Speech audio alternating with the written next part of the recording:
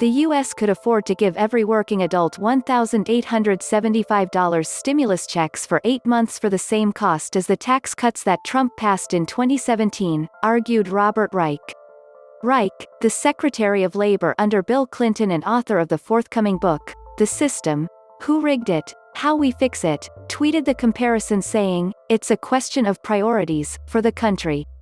His comments come after Senate Republicans blocked at least 4 votes that would have increased the size of stimulus check payments from $600 to $2,000. Reich's comments were an implicit rebuke to remarks made by Senate Majority Leader Mitch McConnell, R. Kentucky, who blocked attempt after attempt to unanimously approve a House-passed bill that would have increased stimulus payments to $2,000. McConnell had called the effort to augment stimulus checks socialism for rich people. Borrowing from our grandkids to do socialism for rich people is a terrible way to get help to families who actually need it, McConnell speciously argued. Reich essentially subtweeted McConnell, saying that Trump's tax cuts for the wealthy and corporations will cost $2.3 trillion over 10 years. For the same cost, we could afford to give every American $1,875 checks for the next 8 months.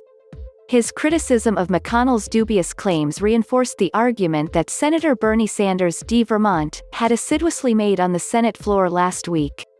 In response to McConnell's "socialism for the rich" claim, which he repeated 4 times during one Senate floor speech, Sanders replied, "The majority leader helped lead this body to pass Trump's tax bill. You want to talk about socialism for the rich, Mr. Majority Leader?" Reich and Sanders are not wrong. The tax cuts passed by President Trump and a Republican Congress in 2017 have added trillions to the deficit. There was no concern voiced about grandkids and their future when the bill was being debated.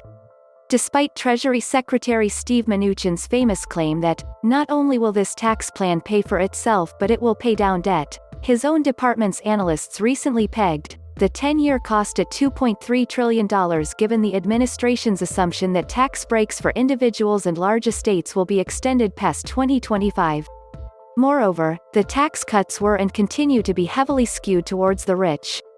In 2018, households earning $1 million or more received roughly 16.5% of the total tax cut benefit, despite only being 0.4% of all tax filers, according to the Congressional Budget Office (CBO).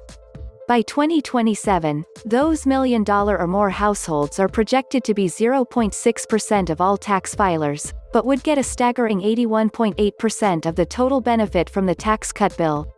For most Americans, the proposed tax cuts are tiny and temporary, Reich wrote in a blog post on his website.